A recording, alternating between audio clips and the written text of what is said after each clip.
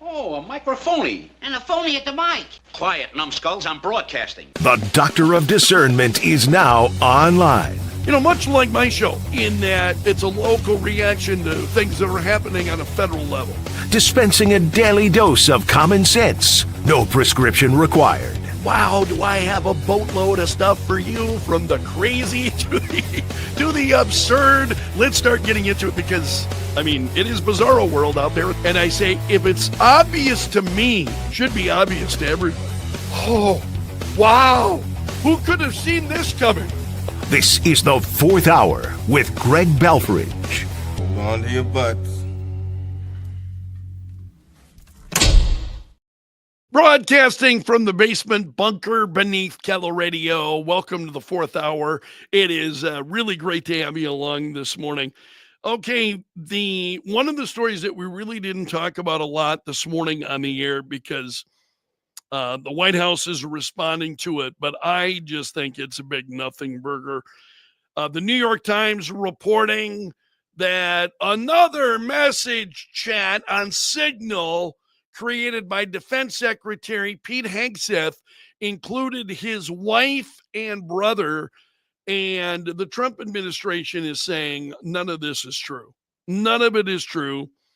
White House Deputy Press Secretary Anna Kelly said no matter how many times the legacy media tries to resurrect the same non-story, they can't change the fact that no classified information was shared. And I saw this earlier this morning. It's actually, the story is trending. And I'm like, who cares? I mean, seriously, this is, and they go on. You can find this story at Newsmax. But you've got the administration calling the Times report yesterday on Easter Sunday, a resurrection from the dead. Another day, another old story, back from the dead. The Trump-hating media continues to be obsessed with destroying anyone committed to President Trump's agenda. There is a lot of that, and it's increasingly, I have, talked about this on the show. It's increasingly difficult. There's just so much noise and so much.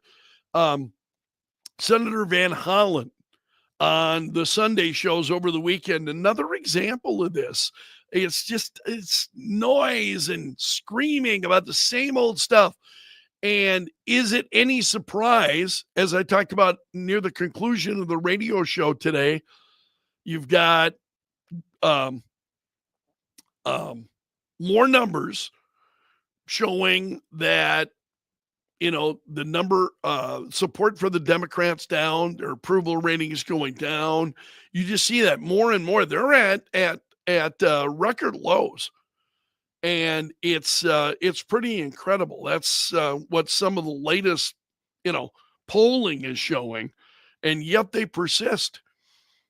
And that is really, it kind of boggles my mind that I wouldn't have expected that, politics, in politics especially, that you have to roll and see how people are reacting and how you're being perceived. Democrats just have a complete lack of awareness of how they are perceived by folks on Main Street, right? And that, to me, is what's so absolutely incredible. So Senator Van Hollen seems to be shifting a little bit in what he was saying on the Sunday talk shows yesterday, is that he's not supporting an MS-13 gang member, and this is not this is, what's happening, what the Trump administration is doing, trying to remove all of the things that are just driving so many of us absolutely crazy and beside ourselves. How do you continue to, their opposition of Donald Trump has just robbed them of the ability to think. And that's what's so amazing to me. You watch that unfold. So that continued over the weekend, and which is just crazy. Okay, let's take a look at the New York Post this morning.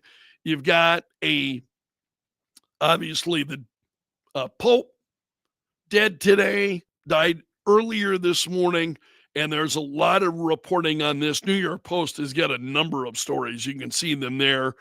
What happens now? Moving forward, you got reaction. You had the vice president who met with the Pope yesterday. What is he saying? May God rest his soul. The president said something similar on his True Social account. I shared that on the radio program this morning. So Vance saying, I just learned of the passing of Pope Francis. Oh, my God, I hate the New York Post, their ads. My heart goes out to the millions of Christians all over the world who loved him, he said. I was happy to see him yesterday, though he was obviously very ill, but I'll always remember him for the homily that he gave in the very early days of COVID. It was really quite beautiful. May God rest his soul, he said. So there are the two of them meeting. This was yesterday, the vice president meeting with the Pope, and that would have otherwise been I think a much larger story today were it not for the understandably the death of the Pope. And that's something I think we'll be talking about quite a bit throughout the week. Also, the president, let's go to his True Social account, posted this earlier this morning. He's going after Mr. Too Late, Jerome Powell, the chairman of the Federal Reserve. So the president saying preemptive cuts in interest rates are being called for by many, with energy costs way down, food prices, including Biden's egg disaster, substantially lower, and most other things trending down. There is virtually no inflation. With these costs trending so nicely downward, just what I predicted they would do, there can be almost no inflation, but there can be a slowing of the economy unless Mr. Too Late, a major loser, lowers interest rates now. Europe has already lowered 7 times, and that's what's incredible. You take a look at interest rates and what's going on overseas versus what's going on in this country. And the president's right to point this out. Europe has already lowered 7 times. Powell has always been too late, except when it came to the election period, when he lowered in order to help sleepy Joe Biden, later Kamala, get elected. Excuse me. How did that work out? So this is the president speaking on True Social this morning. Sorry about the hiccup there as I'm sucking in all of this air. There is also a story about what's going on with DHL Express. This is from Fox News. The DHL is, and I had this right at the right place, and how did it get way down there? DHL Express saying it would suspend global shipments worth more than $800 to American consumers. So if you get a shipment worth more than $800, it's going to be delayed. DHL, headquartered in Germany, saying this would begin today. And so this decision being made in response to new customs rules. And so they're slowing down these shipments. Last week, DHL said it would continue to process shipments from Hong Kong to the U.S. A lot of these costs and what's happening with tariffs and all of that. So they said they had suspended mail services for goods sent by sea to the U.S., accusing the Trump administration of bullying. So if you've got products coming from DHL, and I don't know, maybe you've been a little bit more mindful, I think, since these tariffs have gone into place and where you're buying, who you're buying from, how long it's going to, I've seen also, there have been a number of videos, and this is going on in social media and folks, Instagram and elsewhere, folks reacting to, what China is doing, and they are producing a number of videos is like, buy directly from us. And, we're going to save you all kinds of money and yeah, and rip you off in the process. As well as, is buying American important to you? That's what this is all about. He is trying to promote American goods that are sold in America, made in America, sold in America. That's what this is all about. You got folks on social media who are responding and saying, oh, look at these deals that we are getting directly from China, and we're going to bypass, these the tariffs, and we're going to buy directly from China. And in a lot of cases, yeah, and you're still going to receive crap, because what they're doing is they're saying, we're the ones who are making all of these really high profile American companies. We're making their goods. So rather than going and buying, a purse that really branded, highly sought after purse from American companies, China is saying, we're the ones that are manufacturing those, so buy it directly from us. It's the same high quality purse, and they're really making a plea. And I'm just amazed, I guess, by the number of Americans who buy into that. I want to get a hold of that high quality purse, and so I'll buy it from China. And I thought, that to me is pretty striking, because I'm really paying attention now, much more than I probably have in a while, as to where my goods are coming from. And do I want to buy from, companies? I have expected prices to go up on some items, and then to shop competitively and say, okay, where can I get these items that are made in America? And maybe even if it's a little bit higher, being made in America, are you ready to pay those higher prices if something is made in the United States? I welcome your comments, and please comment. Interested in your comments and your thoughts on that.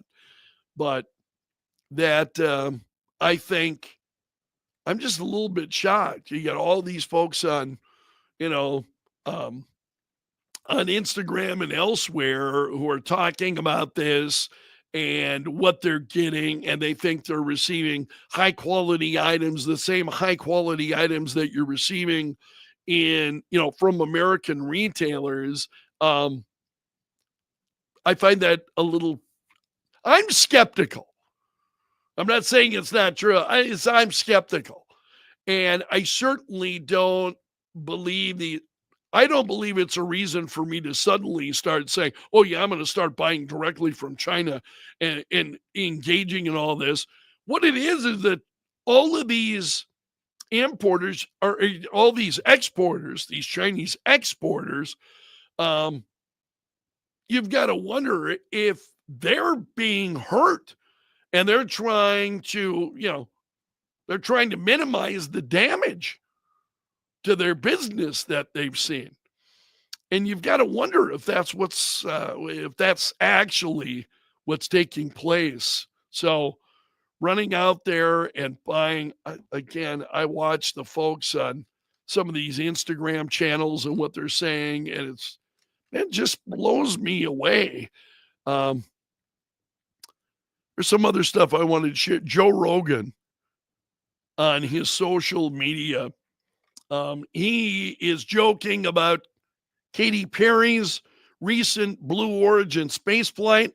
That is ongoing. They continue to be ridiculed by some. And so Rogan, now the latest, during the Joe Rogan Experience over the weekend, talked about Katy Perry and her transformation since returning from the historic flight was very profound. He said, I don't know if you've seen Katy Perry talk about it, but she's basically a guru now. So he was mocking her for bringing a daisy on board the capsule. She displayed it to the camera while floating, basically a guru. And a fast food chain, Wendy's, and I mentioned this to you on Friday, they were getting some heat. I just think it's funny.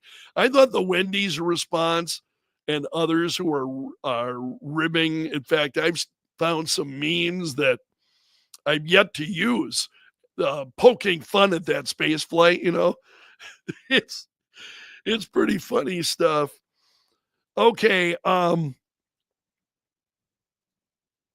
I don't know if you have seen this show, The Last of Us.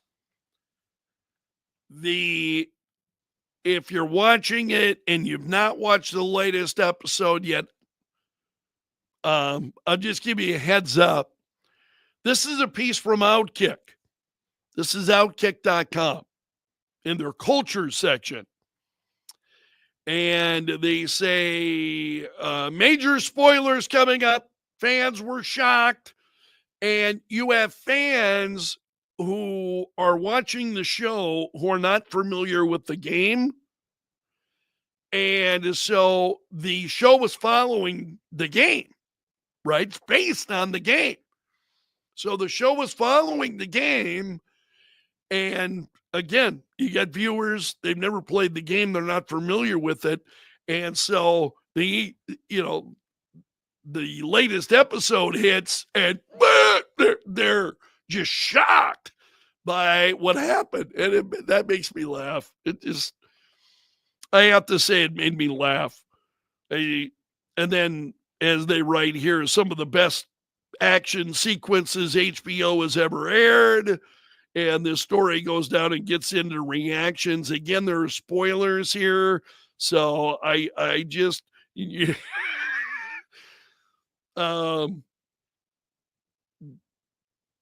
people reacting to it. It's pretty crazy. Have you watched this? Any of you watch this? I'm going to come back to the comments here and see if any of you have watched this. But yet social media reacting to it in a big way. That I found was interesting. There is actually quite a beautiful video that I want to share with you before we wrap up here today, because I think it's, Denise is saying my husband and kids watch it because they played the game. Edgy is saying the fact that I know what happens in the games is why I don't watch the show, which I think would be a valid point. But sometimes you also want to see how it's dramatized, right? You want to see how it winds up being dramatized. The Fallout would be a great example for me. I'm a big fan of the game Fallout 4. Now, Fallout is not based on the Fallout 4 game series. It actually takes place afterward. Takes place after the game. And you got different characters and locations and whatnot in the Fallout series. But part of the reasons that I love that show is because the Bethesda is working with the producers of the program, and so it's incredibly true to the Fallout game series. And I loved it. I love Fallout. I thought it was very, very good. I'm looking forward to the next season of Fallout. And it is, for me, it's kind of building on again, I love Fallout 4. I also really enjoyed Fallout 3. I love Fallout New Vegas. I love all these games. And so at the conclusion of the Fallout series, where they set it up in New Vegas with the sign, that's wicked cool, and where you were seeing locations in the Fallout games that are, in the game, and you're seeing them depicted pretty faithfully in the series. I got to say, I thought that was pretty cool. Now, but it was a lot more than that. You had really compelling characters, you had compelling storylines, So I think it is possible to take a game and make a show around it in a way that fans are really going to enjoy. In the case of The Last of Us, they're really mirroring the game, and folks apparently are being surprised then they're not familiar with the game. And I understand that. You're going to have some amount of shock value for some fans. But it's pretty crazy. Edgy is saying he also enjoys he said, New Vegas was an absolute diamond in the rough. Looking forward to what happens in season 2. Yeah. Yeah, it's pretty wild. Steve is saying, I never got into the Fallout games. I tried Fallout 76. Mistake. Yeah, and not blaming you, Steve. Katie had purchased a preview of the game for a very limited amount of time. So like a 30-day preview of Fallout 76. I never played it. I watched her play it. And there were things I did not like about Fallout 76. The multiplayer aspect of it, I hated that. One of the things I loved about all of the Fallout series is there were single player games. I'm not opposed to multiplayer games, but a multiplayer game is totally different than a single player game. And I thought as I watched Katie playing Fallout 76, the color was completely different. I didn't like the look of it. There were just a lot of things I didn't like about Fallout 76. And I went, yeah, that doesn't interest me. And I'm a huge Fallout 4 fan. I mean, Bethesda, I think, really missed the mark because I'm just so into Fallout 4. One of the things that I even loved about the Fallout TV series, if you play the Fallout 4 game series, after the Fallout series, they came out with some new updates to the Fallout 4 game based on the series, which I absolutely loved. And I thought was really cool. So they were providing updates then to the game a year ago still. That game is now several years old, and they were providing updates. So, but that Fallout 76 series, yuck. I watched Katie play it. There was nothing about it that I found intriguing, interesting, just a real mistake. Is Bethesda not good at multiplayer games? I think certainly in terms of Fallout, the solo player was the way to go. But anyway, I hate getting so far off track. There was one other video, and I've got to show this. You get me started talking about games, it's one of the things I love. I just absolutely love it. And I understand why folks are freaking out about The Last of Us. Overreacting, probably. Okay, check out this video of this bison. And there are several things that I love about this thing has gone viral. And it's just a bison trudging through the snow. And look at those beautiful colors in the background. I just think this is an absolutely amazing moment. It's a very short video.